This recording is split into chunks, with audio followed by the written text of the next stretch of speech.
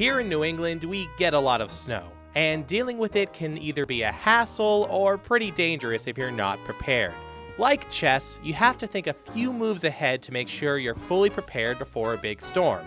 And Paul Hope at Consumer Reports agrees. There's a great expression in medicine, which is an inch of prevention is worth a mile of cure, and that's really true in terms of storm preparedness. One way to be prepared is to think outside of the realm of snowblowers and generators. Something like a smoke detector is actually an important thing to keep tabs on before a storm hits. One of the probably most overlooked devices that you really want in a weather emergency is a smoke alarm and a carbon monoxide alarm. People are using generators, they're letting their tools idle. A tool you might want to get before rather than after a storm hits is a chainsaw, something that could be cleared out in stores when you might need it. What happens is basically that snow weighs down all the big heavy branches on trees.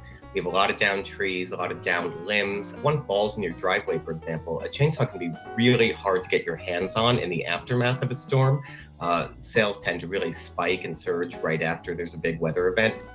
Now let's get to a popular tool for storm preparedness, a space heater. It could be a lifesaver, but can also be dangerous if things go wrong. So the first thing you want to do is make sure you have a space heater that has a tip-over switch, which basically shuts it off if it's knocked onto its side. You always want to use them in open space, not near, drapes or anything highly flammable, because they can get quite hot. And then you also really never want to use them with an extension cord. That's another crucial step, because they draw a ton of electricity.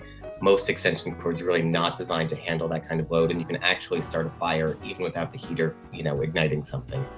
Of course, having a generator can help during long power outages and make you popular with the neighbors, but don't forget to place it correctly. I'm going to make sure a generator is only running outside 20 feet from the house, with the exhaust directed away from any windows and doors. And that's because they produce an enormous amount of carbon monoxide. By some estimates, as much as 450 times the amount of carbon monoxide that would come out of your tailpipe if you left your car idling. And if you waited until last minute to buy one, you might not have time to have an electrician properly install it with a transfer switch before the storm.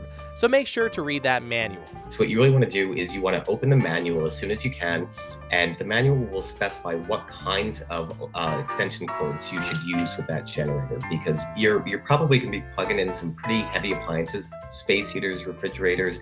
Those things all use a lot of electricity. You can't run them on normal cords, so you want to get outdoor rated extension cords that can really stand up to that severe weather and snow, and that are thick or heavy gauge enough to really carry the full electrical load that you need.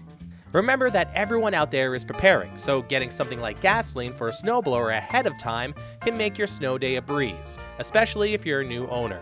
Gasoline, it's funny, a lot of people overlook that, but you're going to need some way, obviously, to fuel the snowblower up. And so what you want to do is you want to buy one of those little, ANSI approved, those little red gas cans at the home center, more than one. You want to fill those up with gasoline before the storm hits, so that you make sure that you can actually run your snowblower beforehand. Power gets knocked out, that's not the time you want to be trying to, access a YouTube video on how to start your snowblower. And lastly, one little pin could mean the difference between an easy snowblowing session or another day of sweaty shoveling. So stock up. And then the last thing are little pins called shear pins. So every time a snowblower gets stuck on a little pebble or a rock or a chunk of ice, there's a safety mechanism that's designed to protect the snowblower, and it's called a shear pin, but it breaks.